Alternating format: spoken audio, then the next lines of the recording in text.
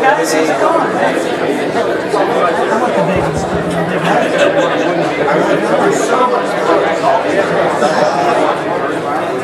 I didn't script my name. I don't know about my GPS thing.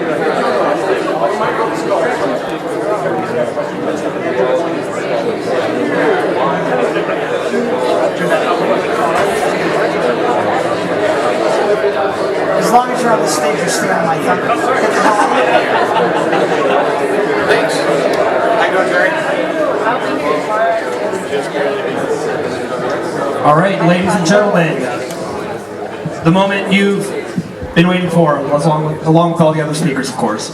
Our next speaker, sometimes better known as his YouTube persona, Mr. Deity. He's also behind the Mr. Newsletters. Everyone, Brian Dalton.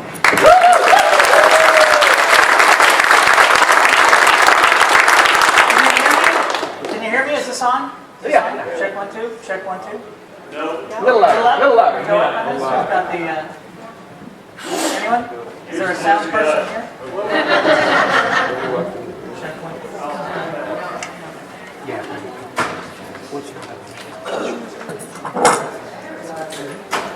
2. Check 1 2. Okay, I'll just stand here then. People generally love to see my shoes though when I speak because they never see my shoes on the show. It's like a thrill. Just so you know. That was such a great setup. I think David secretly had me come on after him. For those of you who don't know, I am a foreman. That's my term. I coined that like in 1996. So any royalties, they come to me. It's a former Mormon. Foreman. I'm one of the few people, he sent me his book months ago, it seems like. I don't know how many revisions he's made, but it's fantastic. It is truly one of the best primers, most comprehensive that I've read on Mormonism. So if you're gonna get anything, yeah, you can't applaud for your own book, man. He was trying to start a wave or something, you know. But it's really great. It's absolutely great, and he's dead on. He's nailed everything. Everything is very accurate. The one thing you got wrong in your speech is it's D. Michael Quinn. It's not Anthony Quinn. He's the actor. You're right. D. Michael Quinn is one of the September 6 who got excommunicated in 1992 for writing history. I was still a Mormon then. That was the thing that pushed me over the edge because it was such a Galileo moment. The guy writes a history book using their own, stuff from their archives, showing stuff that they don't want anyone to know, and instead of showing him where he's wrong because they can't, they excommunicate him. That was very Galileo for me, and that was the final step. And I tendered my resignation. I wrote my little letter and handed it in, and I kid you not, Mormons are people who, like, when someone leaves, it's like, you got to go after the lost sheep, right? It was like, all right, hey, great, don't let the door hit you on the ass on the way out. And we don't want to ever have you back here again, thank you. I had started asking questions a couple years before, and they don't like that. So that really screws everything up. Probably the best book on the Mark Hoffman case, in my view. I've read them all. Salamander is amazing. If you get a chance to read Salamander, it's phenomenal. It's so well written, and it's actually one of these just amazing cases where this guy was pretty brilliant, the way he came up and forged all kinds of stuff. Just amazing, and then just really screwed the church and showed how connected they were to this all-knowing Lord, right? Because they're buying all these forgeries, afraid that they're going to ruin the church. Yeah, if anyone was really talking to God, like they claim, Mark Hoffman wouldn't have gotten away with anything. So that's a great one. My favorite Mark Twain quotes about Mormonism. Not that this is going to be about Mormonism, but that was such a great introduction. One, he called the Book of Mormon chloroform in print, which is what it is. And regarding the 8 witnesses, I believe, so many of them were from the Whitmer family. He had this great quote. He said, "I could not be more satisfied had the entire Whitmer family testified." So, just brilliant wit. So, I just want to start with this little anecdote because I love it. My wife, who plays Lucy on the show, or Lucifer, her day job is to run commercial traffic for 3 different companies. So when you buy a commercial spot on television, there's a lot that goes into it, getting it from the production house through to the editors and blah, blah, blah, blah, blah. It has to go through standards and practices and all that kind of fun stuff. So this is one of I'm encouraged by this because it's a story that we're finally making headway, and we're asking people to be skeptical and really ask questions about this stuff. Christian Mingle wanted to run a spot on one of the CBS shows. I think it was Jeopardy or Wheel of Fortune. And it went through standards and practices, and it got rejected. Those of you who've heard this story before, don't say anything. But those of you who haven't, can you figure out why? Look at the top left there has their Christian Mingle, Find God's Match for You. Guess what the lawyers objected to? No. They wanted them to verify the fact that they were finding God's match for you. Right? Finally, someone skeptical about a claim involving God. I loved it. So we won that one. Years ago, I was writing a pilot wherein the main character had just... his wife had left him, and he was trying to regroup and all of this stuff. And I thought, it would be fun to write an episode. It was actually a whole series. It would be fun to write an episode where he goes on to, at the time, the big one was, what's the big one? Not Match.com, but the... eHarmony. eHarmony, thank you. Where he goes on eHarmony. So in researching this, I decided I would go on eHarmony, and you can take their questionnaire for free. You can't communicate with any of the other members unless you pay your money. But you can go through the whole questionnaire and then find out if there are matches for you. It's very long and involved, probably takes about an hour, asks you all kinds of questions. I did this, I went on and I took the whole thing, and finally it said, okay, would you like to see your matches? And I said yes. And it thought for a minute, it did the process, and it came back and it said there are no matches for you. Now, to be fair, don't laugh at me yet. To be fair, I am weird, but I had only done it in within a 25-mile radius. So it offers you the option, would you like to expand the search? I said, okay, let's go to 50 miles. There are no matches for you. 100 miles, 500 miles, 3,000 miles. They're still looking, is the point.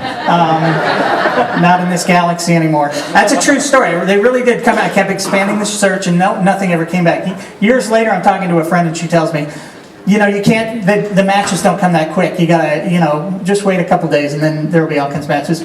So, of course, because of my ego, I went back on years later to find out that there were a whole bunch of people who were interested in me. So, I got that going for me. But I thought, wouldn't it be interesting to see what happens if I go on Christian Mingle? So I decided to do the same thing years later, and I went on Christian Mingle and went through their whole questionnaire. Waited a couple days this time, because I'm sharp that way. And this is what they came up with. So, there could be something to it. I'm just saying. Now, I'm not going to assume that everyone here knows who I am or what Mr. Deity is. Mr. Deity is a web show I started nearly 6 years ago. People ask, why did it start? How did it start? I actually wrote the first Mr. Deity episode after the Asian tsunami in 2004, where nearly 250,000 people were wiped out, pretty much like that. You see everybody, even the religious at that, were saying, God, where were you? Because it's so devastating. It was such a, a lot of people talk about religious matters in the abstract, and this was such an event of concreteness. All of a sudden, boom.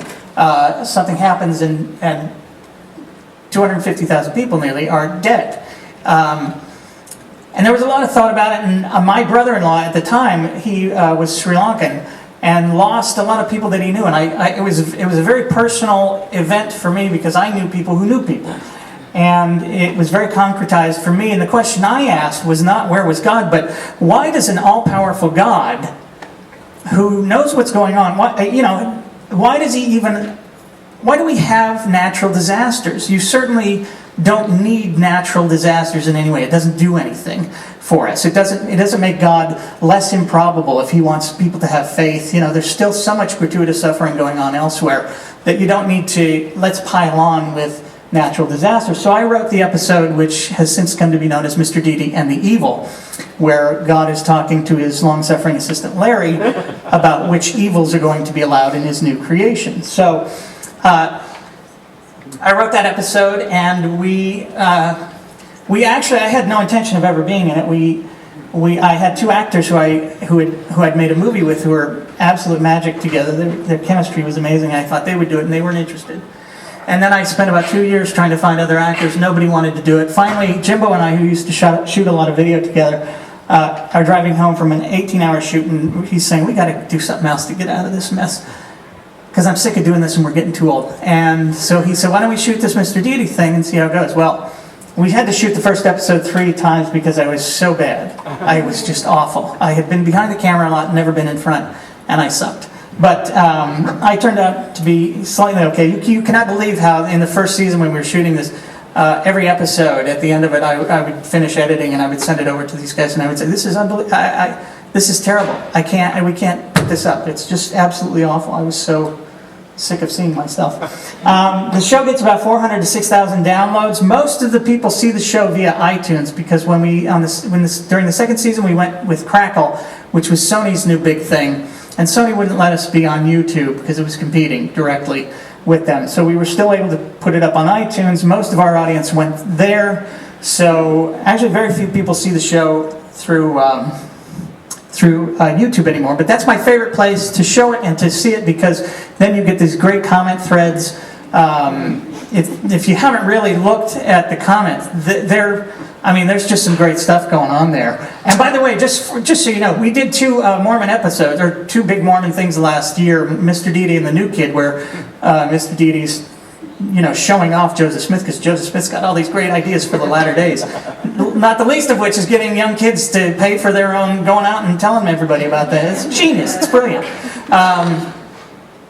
And then I did a Way of the Mister. Kirk Cameron and Ray Comfort have this organization called Way of the Master. So I thought, well, let's do Way of the Mister as a counter to that. And we've done 3 of those, I think, so far. And last year's was Mormonism is Racism. And it's probably the most commented on thing I've ever done. The amount of comments almost instantly went crazy, and there are some amazing threads. If you want to see how Mormons do the apologetic thing and are just so full of bullshit you cannot believe it, it's all right there in black and white. It's truly unbelievable. When you start talking about some of the archaeology that he mentioned, about them having swords, they'll say to you, well, they have found these flint knives and, blah, blah, blah. Yeah, and, well, hello, and it's honest to God true. Sorensen is the guy, right, who originally came up with, yeah, all-knowing God. He's talking to Joseph Smith directly, and he can't, horse, I meant deer. Fuck, did we put that already? God damn it, it's so Mr. Deity when you think about it. All of religion is, that's why I started doing the shows, because when you start looking at who this guy is, my idea originally for the show was, I thought, he's like an independent producer. He doesn't have a big budget, so everything's shit. He made everything crappy.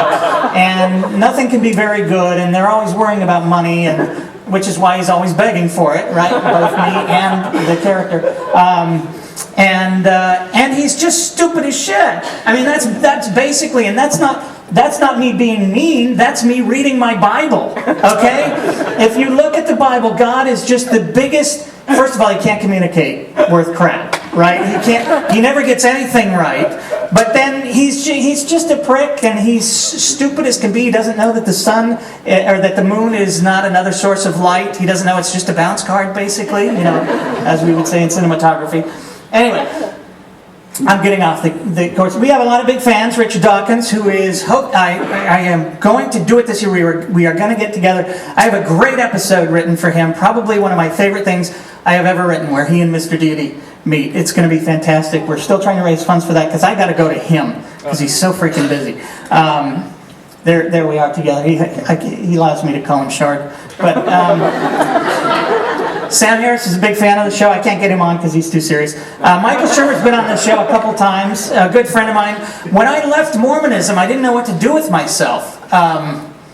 You leave a religion like that, and what do? That religion is totalitarian. And I'm not even saying that I don't even mean that in a negative way. It just takes up your whole life. They have you doing something all the time. You're always involved in something. It turns into your whole life. So when you leave it, it's like, what the hell? What am I going to do now? I nearly converted to Judaism very quickly. I liked them because you didn't need to believe in God. I still thought you needed to have some kind of community like that because Mormonism is so community-driven. I didn't know there were communities like this, and there were fewer of them in 1993 than there are now, thanks to people like Richard and Sam and all these guys. And here's one of the great ironies of my life. I was a right-winger. All Mormons are basically right-wingers. There are very few Harry Reids on the planet. They're all Mitt Romneys. I was too.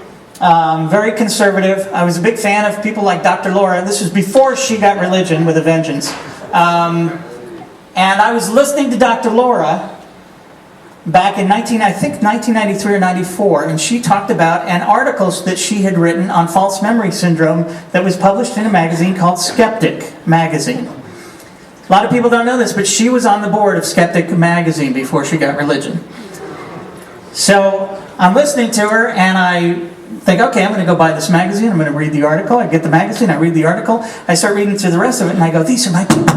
I'm home. I found myself. So at the time, I was living very close to Pasadena and Caltech, and so I started going to the lectures there that they hold monthly or sometimes bi-monthly. Met Michael. We had very similar backgrounds. We'd both been very religious. We had kids the same age, became friends. I designed the magazine, the previous iteration of it, and I have loved the Skeptic organization ever since. So they're fantastic. So if you can support them, please do so. The magazine's great. They just came out with a like an iPhone version of it too, which is great because it's searchable, I think. Anyway, there's my buddies right there. Julie Sweeney's a big fan. Penn. And I assume Teller. He hasn't said anything to me, but... And my dad. This is one of my favorite stories. I was just telling someone outside. My dad joined the church in the 50s to kind of make peace with my mom. He was raised Catholic, and then his family went nuts and became Jehovah's Witness. He became Mormon. They disowned him, as Jehovah's Witnesses are wont to do. And... So when I left the church in 1993, he was kind of pissed. I think part of it was that he didn't know you could get out once you got in. My mom died just about 10 years after that, maybe 8 years after that, and he started reading his Bible and became an atheist. That was all it took, reading the Bible. By the end of the Old Testament, he was done. 84 years old. He's now 94. That's a recent picture. He was in some trouble, but he's okay. Oops, I don't know how that. So I don't know if we need to dim the lights. Probably not. I'm going to play an episode. This is one of my favorite. This is what we do. I just want to show you what we do on the show for those of you who don't know. This is one of my favorite episodes from last year. So much talk about marriage and marriage rights and. It's not God's plan that we do this and we do that. So this is called Mr. Deity and the Marriage.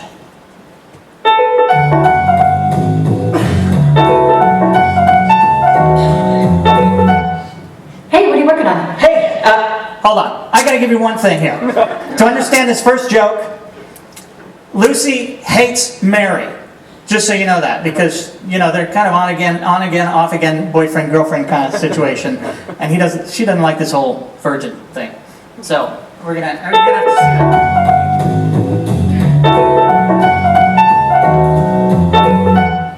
Hey, what are you working on? Hey, I'm working on marriage, trying to define it a bit for my book, that kind of thing. Do you mean marriage? Nope, marriage, because I'm naming it after...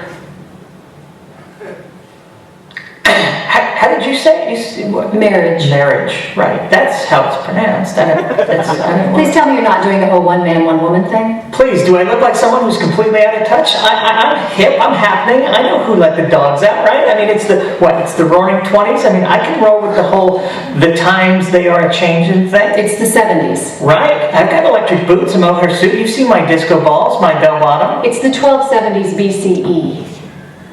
Right, very happening time, a lot of coke. So what are you doing with marriage? I am basically just trying to broaden it out because that whole one man, one woman thing is not going to fly. I mean, that's very limiting, and I am an eternal being, an infinite being, right? For my sake. I mean, That's good news. I'm glad to hear you're broadening your horizons. absolutely, I'm a big D, right? I mean, that's the way I roll. So what have you got so far? Well, I mean, you've got your traditional one man, one virgin. One virgin? One virgin, right? What if she's not a virgin? Oh, well, that would not be advisable. I mean, that's a death sentence. What if the guy doesn't care? Well, I mean, the guys can play it any way they want, but then they risk bringing my judgment on the entire community. That's crazy. I don't know why anyone would do that. Then you've got your one man, one virgin, and concubines. What's a concubine? I don't know, but I've got a really good feeling about it. Then you've got one man, one woman, and her property. You're going to let a guy marry a sofa? No, silly, that would be immoral. I'm talking about her slave, or slaves, plural. You're allowing slavery? Yeah, I wasn't going to, but then I thought, who's going to build America? So you're allowing slavery and The multiple wives thing is obviously for the ladies. for the ladies? Right, I just don't think it's fair to expect one woman to be putting out 24/7. I mean, that's way too much time staring at the ceiling, right? I'm thinking, a girl needs a little help, right? So the other girls can share the load. Metaphorically speaking. Okay, let me see this. Okay, what kind of sick stuff is this? Widows have to marry their husband's brother? Well, yeah, because for the guys, it's all about spreading your seed, right? And, okay, it's not exactly his seed, but it's very close genetically. And women who are raped have to marry their rapists? Well, they should get something out of it, right? I mean, that's not fair. Okay, I see what I've done here. I didn't specify, like, the size of the stone. It should be probably, I'm thinking a 2-carat minimum for something like that. No, I don't Did think... you see what I am doing there for our boys in uniform? That's pretty cool, right? Where? Down at the bottom. Soldiers in battle can save the virgin girls and take them as wives. Right, but just the virgins, because we don't want our guys getting an STD or something. That's dangerous stuff. What about gays and lesbians? I don't know about letting them marry. That seems kind of outside the box. So you'll allow men to marry their wives' slaves, as many as they want. Right. Force women to marry their brothers-in-law and their rapists. But 2 men or 2 women in love can't get married. Well, it's marriage. It's a sacred institution. Okay. So 2 women who are deeply in love. How deep is that? I don't know. What does it matter? I really need to learn. Why? Because we're living in a world of fools. I see what you're doing. You're going Bee Gees on it. Not just B and G. This is the 70s, baby. I'm going all the way. L, B, G, and T. See, I could be supportive in this season of change, this summer of love, or should I say, Donna summer of love? Please don't. Did you see what I did there? I was jive talking. Do you know a major political party is going to put gay marriage in their platform in 2012? Their platform, shoes, perhaps? I'm out of here. What? Baby, come back! If you leave me now, you'll take away the biggest part of me.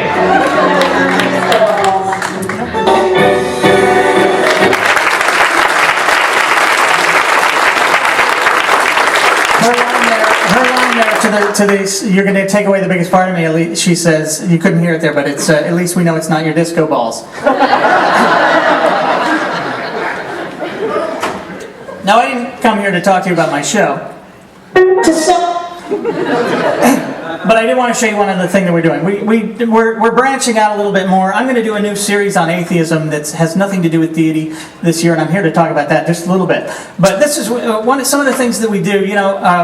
Humor and satire is really one of the best ways of changing minds. I've kind of learned that over the course of the show because a lot of people write to me and they say, I probably wouldn't have, gone for the dead on full assault of a Dawkins or a Harris or something like that. But, if I'm watching something funny and they're making good points, it starts my brain thinking. So, I'm very happy to have people send me those letters, and it's very touching sometimes. A lot of people, when people leave their faith, they lose, in many cases, everything. I get so many letters from foremans who write me to say, basically they're completely ostracized now because their friends and family, they just don't want to have anything to do with them. So we need to do what we can to support them. But this is one of the things that we did last year. It's kind of a little bit in the same vein. It had to do with the Chick-fil-A controversy. So I'm just going to play this for you. This was just a little promo for Chick-fil-A that I did.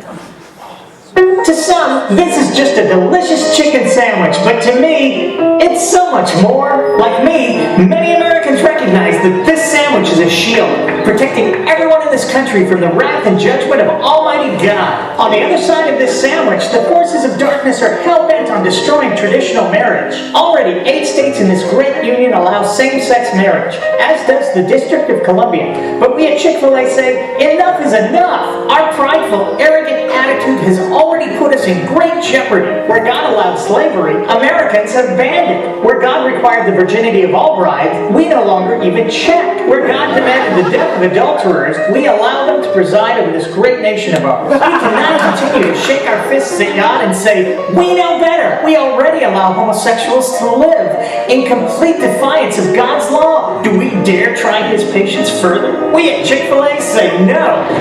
We don't want to be like the atheist nations of Northern Europe where violent crime, abortion, and economic destruction reign. We want the freedom to deny minorities the equal protection guaranteed by our Constitution, based solely on the antiquated and largely ignored word of a primitive and nomadic people whose complete and utter ignorance of the natural world allowed them to imagine that they were speaking in the name of God Almighty. Because that's what freedom is all about. So the next time your tummy starts rumbling, think about what you can do for America and head on over to Chick-fil-A. Because it's not just a chicken sandwich, it's a prophylactic protecting us all from the wrath of a jealous and vengeful God. And a delicious one at that.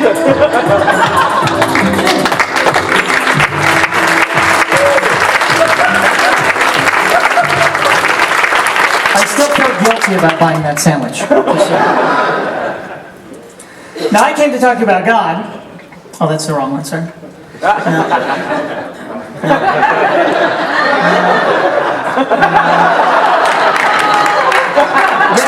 Getting close. You may know some of his followers. No, not quite. Okay, there we go. There's our guy.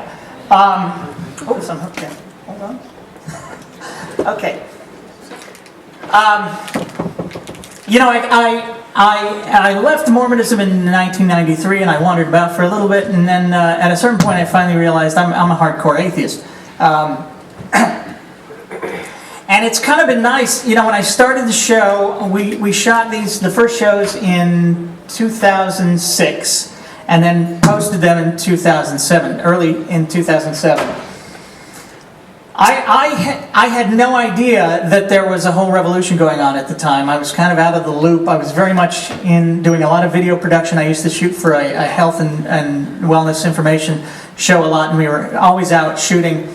And I really didn't know what was going on. And all of a sudden, I kind of realized through doing the show that there was this whole thing going on where people were finally starting to stand up, thanks to people like Richard Dawkins and Sam Harris and Daniel Dennett and Christopher Hitchens, of course.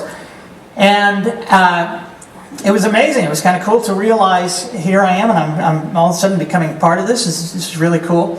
The Out campaign, I loved it. I still think we got to push that and get as many people as we can to come out. But there were all kinds of debates. I don't know if you've seen all the debates on YouTube. You can literally spend the rest of your life watching debates on the existence of God. Some of them are extremely entertaining, particularly those where Christopher Hitchens is one of the opponents. I actually got to see him and Sam debate David Whoopi and someone else in LA finally, and got about this far to finally meeting Christopher Hitchens before he died. We never met. But he was so tired and he looked like he needed to go back and get some chemo, and he was swarmed. So I did the decent thing and went over to talk to David Whoopi, Rabbi Whoopi, who, strangely enough, 20 years ago, I was a graphic designer, and I worked for Dennis Prager, who you may or may not know. He's a nationally syndicated radio talk show host on the Salem Network, who is a he's become a radical right-winger now. He's part of the whole religious right. It's crazy. So I actually designed all kinds of artwork for David Wolpe, and there he is up there on the stage debating Christopher Hitchens and Sam Harris. Now, these debates are great, but they're so extremely unsatisfying to me because among the all-time top 5 stupid questions is the question, does God exist? Now, if you want to, obviously, I got to tell you about the other 4 now, don't I? In my humble opinion, number 5. What is number 5? I can't remember number 5. Number 5. Oh yeah, where's Waldo? Number 4 is what do women want? Because the answer is so simple. Let me tell you, they want the same thing as men, everything, and at as little cost to them as possible.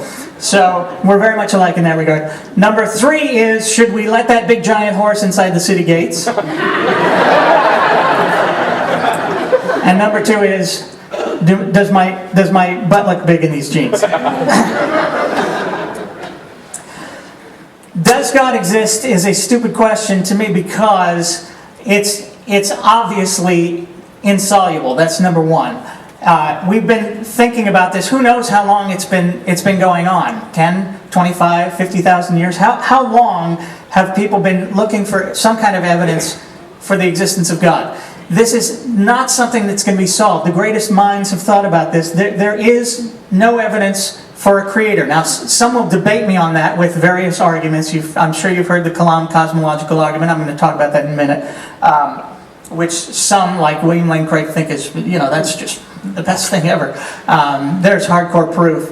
I don't happen to think that arguments are evidence. So that's a problem for me. Because what I'm looking for really is evidence. But the most important reason to me that the question is stupid is because even if you had an answer in the affirmative, it would be a zero information answer.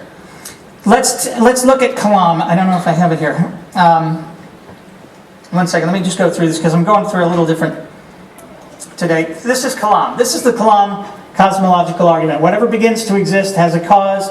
The universe began to exist, therefore the universe has a cause. This cause. Now this is his. This is William Lane Craig's. Number 4. This cause is the God of classical theism and is a personal being because he chose to create the universe. That's what he said before. Now, you might be able to get to the first part of 4. This cause is the God of classical theism, but I don't know how you get to a personal being.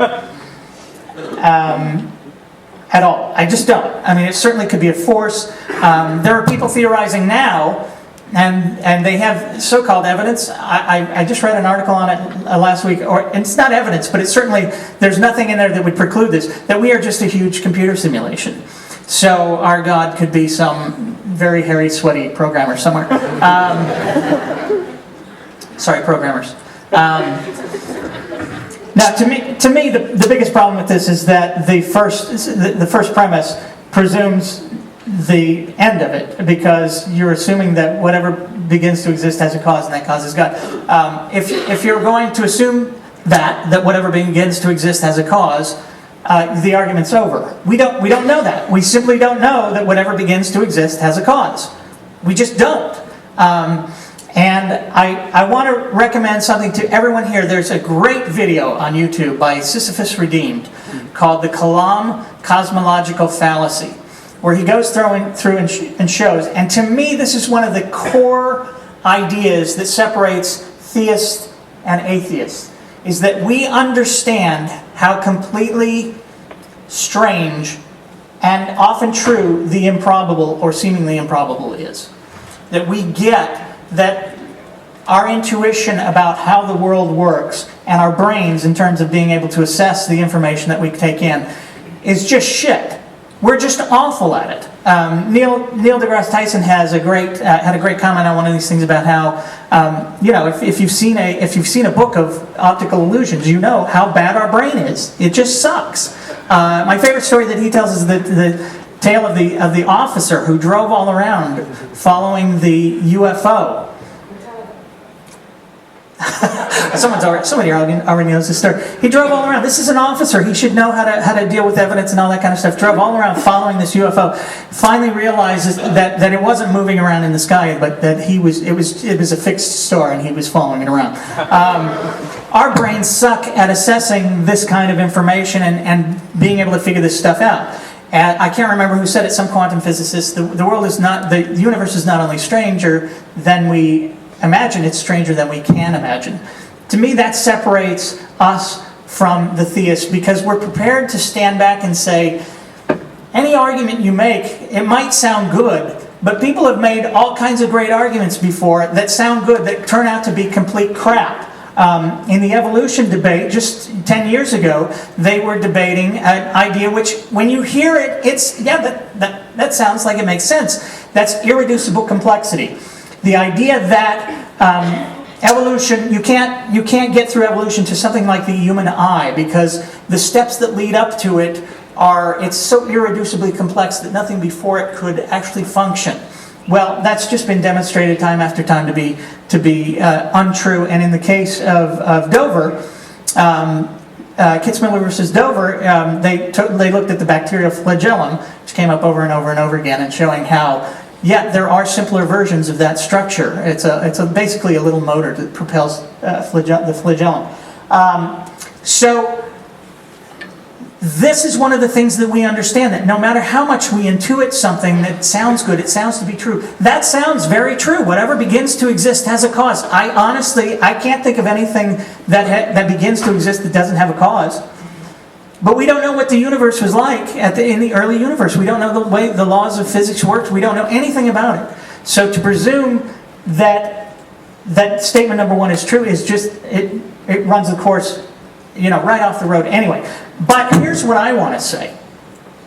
Even if this is true, let's give it to them. This is good. This is good evidence of a God. What do we know beyond that? What do we know? What do we know about God, for instance, today, that the shepherd in Palestine didn't know 3,500 years ago? What do we know? What are we certain of? Are we certain that God doesn't want us to kill homosexuals now? Well, there are a lot of people within religion who say, no, he still does. What are you talking about? He said it then. He's an eternal God. This should be the law of the land forever and ever and ever.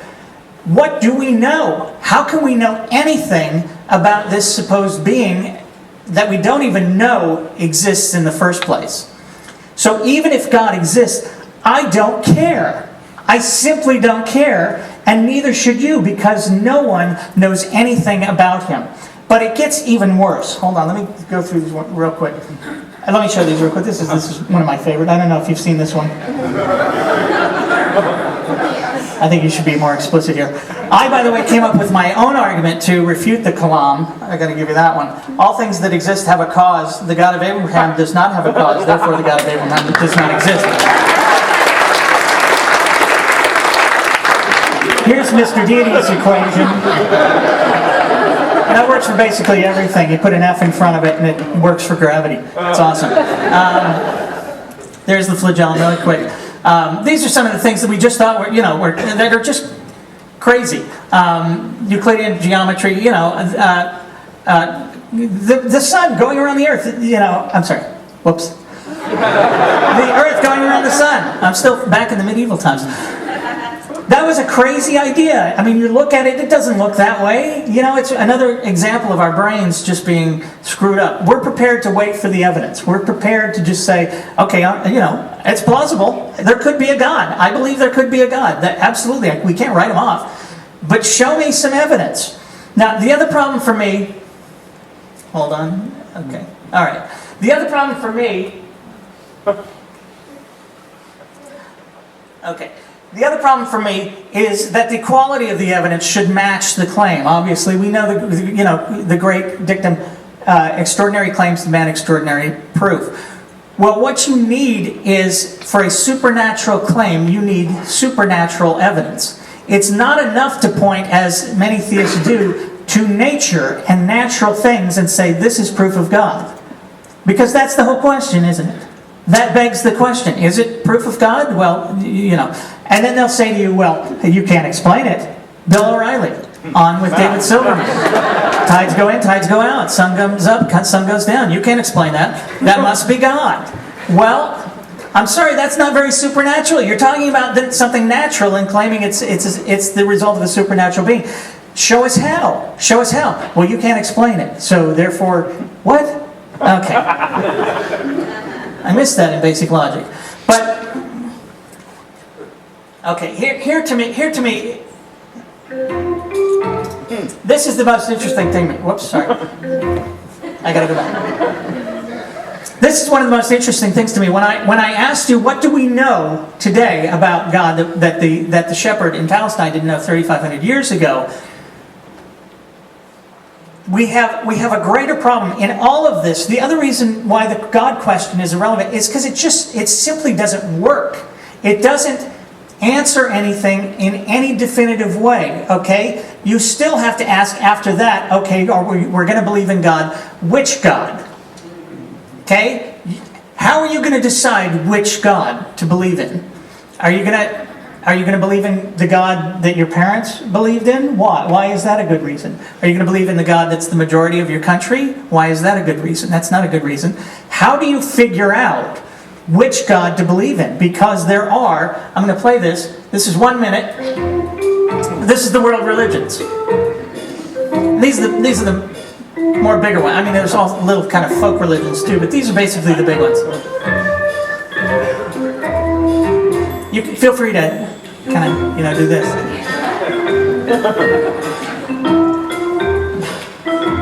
There we go.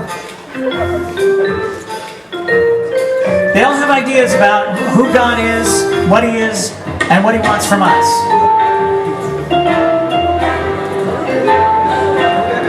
It's only a minute, I swear.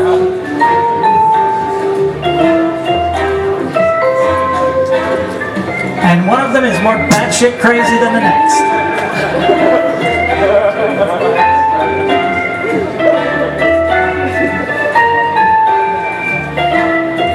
Please notice how fast these are going by. There's quite a few.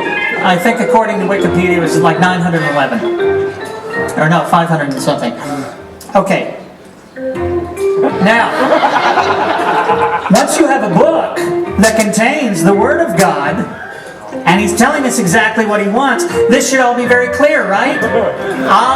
But these are the Bible-based religions. Notice that they're going faster. There's more of a discrepancy once you get His Word in print. Okay, you've got His Word now. Now there's even more of a discrepancy about what we're supposed to do, who God is, what He wants.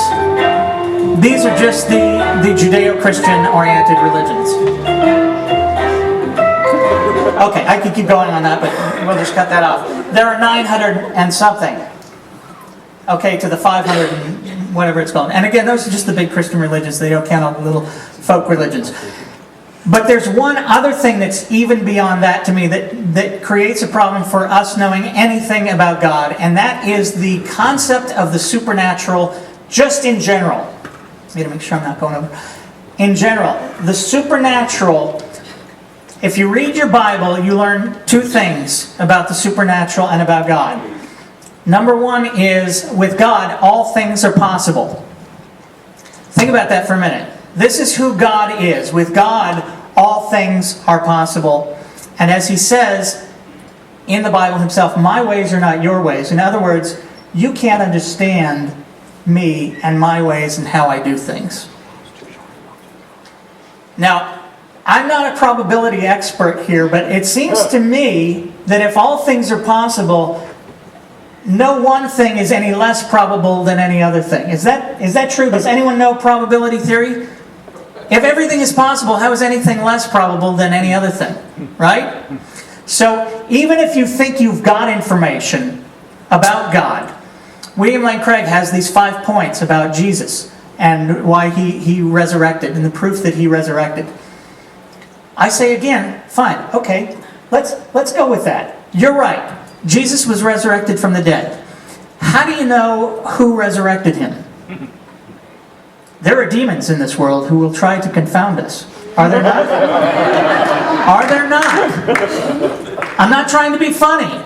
Every religion thinks every other religion is the result of Satan confounding them. You don't know how many times I heard from Christians, and when I was a Mormon, that Mormonism is a trick of the devil.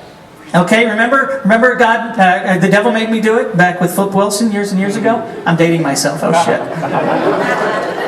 I don't know that either, that reference. So,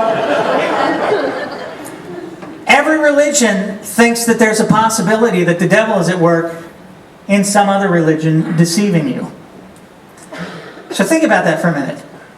Jesus could have been resurrected by Satan to create 2,000 years of intolerance, of war, of hate, of homophobia, of misogyny. The list just goes on and on and on. It's like that thing that we just saw flying by. Okay? But now let's take it one step further. One more step further. Let's say we have a God. We've got clear evidence of God. He comes down and he says, I'm God, here's what I want. How do we know? How do we know? Don't you have to know the character of someone? If someone just comes up to me and says, I'm blah, blah, blah, and this and that and the other, I'm skeptical and I want to know who this person is, what their background is. Are they a person that can be trusted? How do we ever know that God, if He even did come down and exist? First of all, how would we know it was really God? As Isaac Asimov said, any technology that's beyond our means seems like magic. How would we even know? That's another question. But let's say we could know in some way. How would we know that that's really what He wanted? The story of Abraham is just exactly a story like that, where God comes down and He tells Abraham, kills your son. Does He really want him to kill his son? No. How do we know it's not just some big test? Now, we're so far beyond what we actually can know about this being. I've given them everything. And God is still irrelevant. Not only that, He's not just irrelevant, He's harmful. Because people will claim to know His will, to get their own ideas into the heads of people, and to trigger hatred against others. Okay, we could go through, I don't think I have time. Oh, I love this chart, I got to show you this. This is God's power over time versus our knowledge. Okay, so in the beginning, human beings have no knowledge. God's super, super powerful. He creates the whole entire universe. That's unbelievable. Okay, a little later, He's a little less powerful. He's just flooding the planet. Still pretty big, though. You can be impressed. He's causing plagues. A little later, that's something. Okay, He's healing the sick and the blind. Jesus is walking around healing the sick and blind. He's casting out demons into pigs. They run into the lake or something. Pretty impressive. He's curing syphilis. Now, that's not so impressive anymore. My doctor did that for me. Not a big whoop. And then finally, at our time, He's appearing on toast.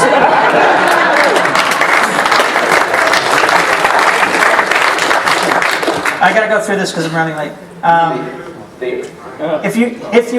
If you want to know what believing in the supernatural does, it completely tweaks your mind because you now have no frame of reference. Everything is possible. Every idea can be entertained, no matter how nutty. And you can't say, no, that's just too nutty. Because with God, all things are possible. Everything is supernatural. It's all magical. We don't have any frame of reference for figuring anything out. Okay, here's Cindy Jacobs. She kills me. These people Respond to the actions of man. In other words, if man sins, the earth will respond. If man is righteous, the earth responds. Its desire, its ultimate desire, is to release tremendous blessing. That's the way the earth was designed. So God is always speaking to us through nature, but because sometimes we have this Greco-Roman philosophical view rather than a Hebraic Bible view, we don't see it that way. We've not been taught how to interpret what God is saying through nature. Yeah, and it's not really that God is wanting, He doesn't want bad things to happen, just He has set up law. If you do this, this will happen. If you do this, this will happen. Because He's the creator. He owns the earth.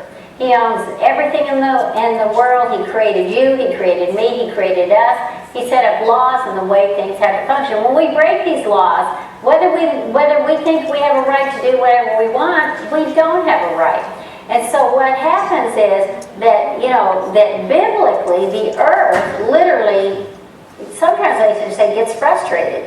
You know, it begins to groan. And so what do? We have to pray. This is the time. And that, by the way, is why we have earthquakes and tsunamis and all of these wonderful things. This is their explanation for it. I trust the meteorologists and the geologists and all those people. But here's the essence of crazy. Called a harlot, a principality, who dominates nations, who dominates territories, who dominates people groups, very, very clearly, to such an extent that she has fornication with kings. I can give you an example of how she does this. Japan, as a nation, is one of the nations of the world which has consciously, openly invited national demonization. The sun goddess visits him in person and has sexual intercourse with the emperor. A very, very powerful thing. So the emperor becomes one flesh with the sun goddess. And that's an invitation for the sun goddess to continue to demonize the whole nation. Since the night that the present emperor slept with the sun goddess, the stock market in Japan has gone down.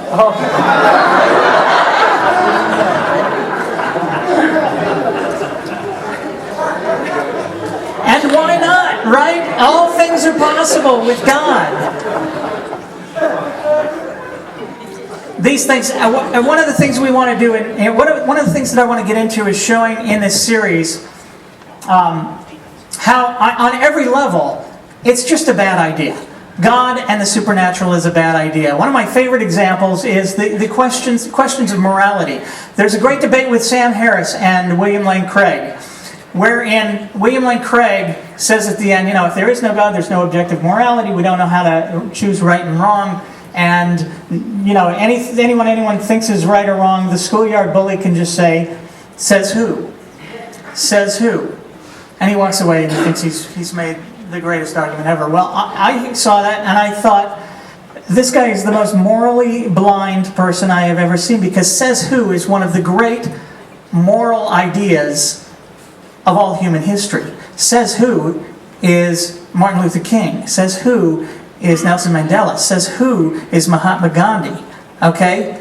I'm not going to sit on the back of the bus. I don't have to. Says who. These are great moral ideas wherein we finally realize we shouldn't be listening to someone who said they talked to God 3,000 years ago about what's right and wrong.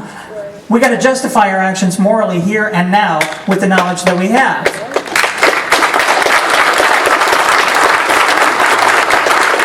And by the way, this was said by a man who has defended the idea that God ordered genocide.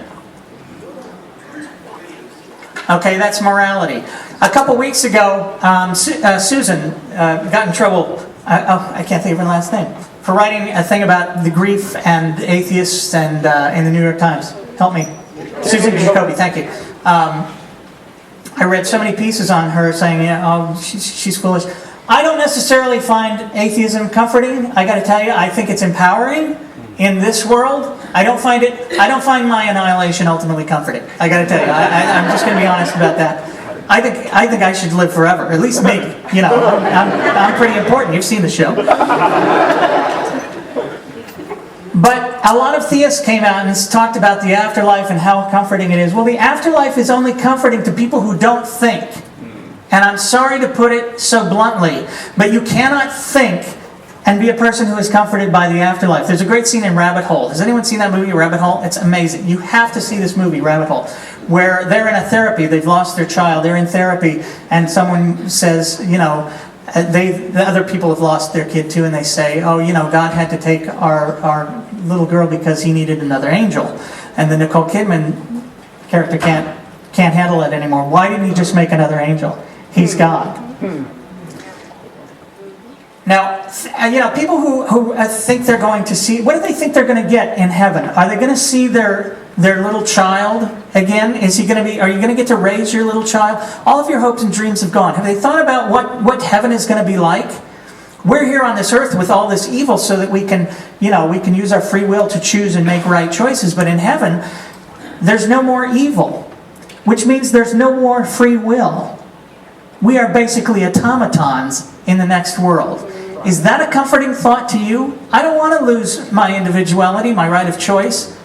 I want to continue to be an autonomous thinking being, not some automaton. There's so much more to that we could go into, and I want to do that in this series. But there's none of these things that we think about, purpose and meaning, none of them benefit in any way from the concept of God. And I hope to show that in this series when we get this up this year. But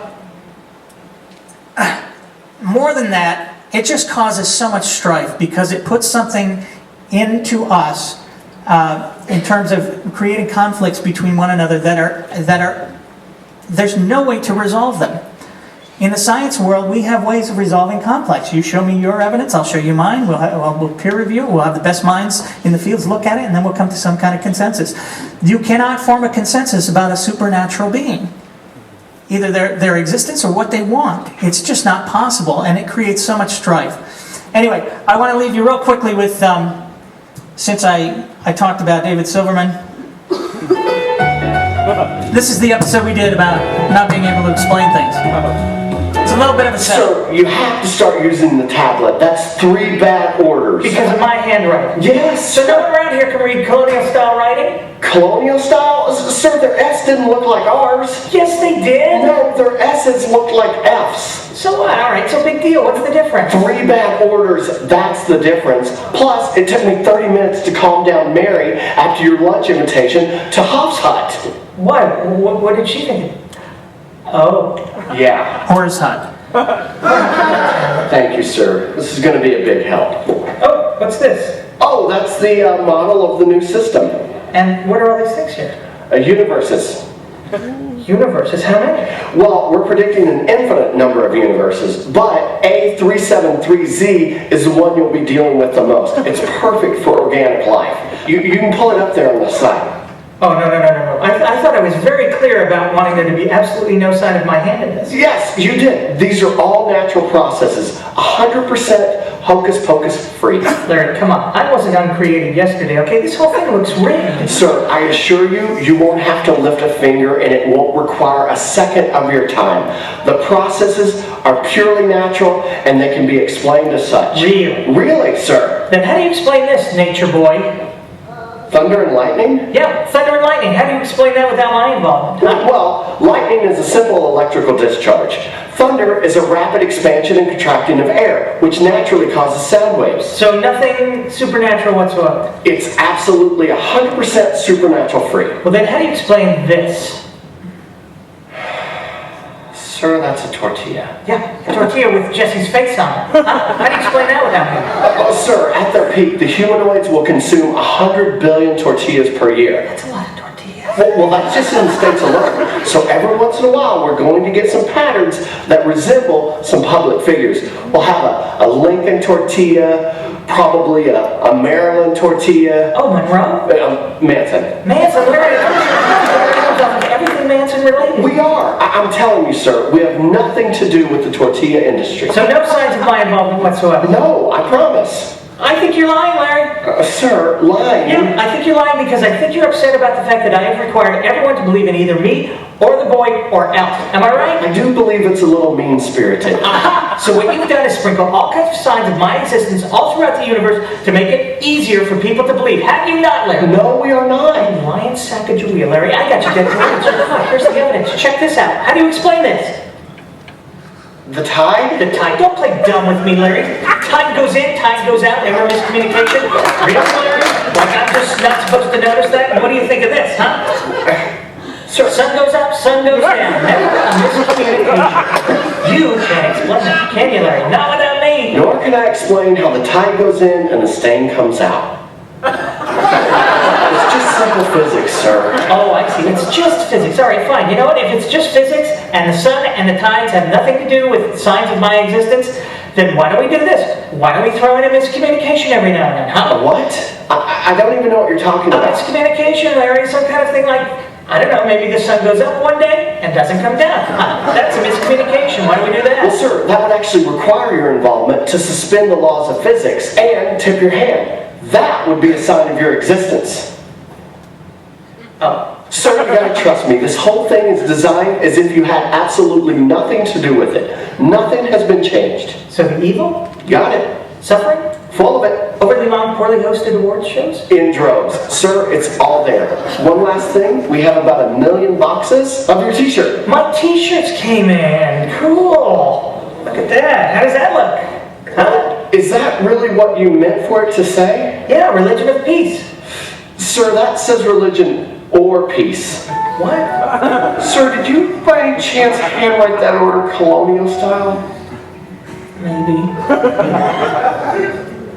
Well, that's a disaster, because I ordered 2 billion. Well, I guess it's not that bad, right? I guess. And truth be told, it's far more accurate.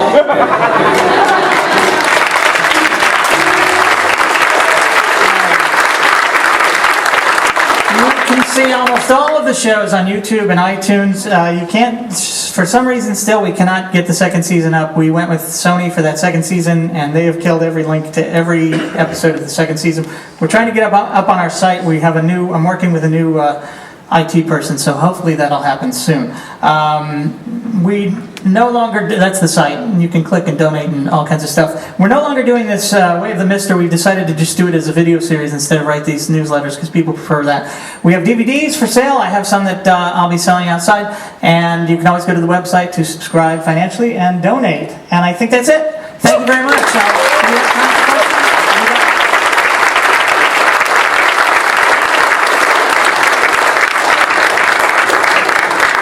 I don't know if we're doing Q&A. Did I go too long?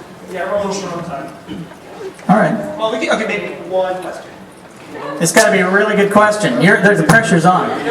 You're getting copyright suits from using Chick-fil-A or anything like that? I have never gotten anything. The only thing I've ever gotten was a veiled death threat by someone.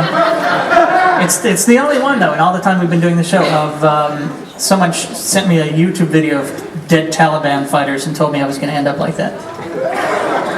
I'm winning that one so far. All right, thank you very much.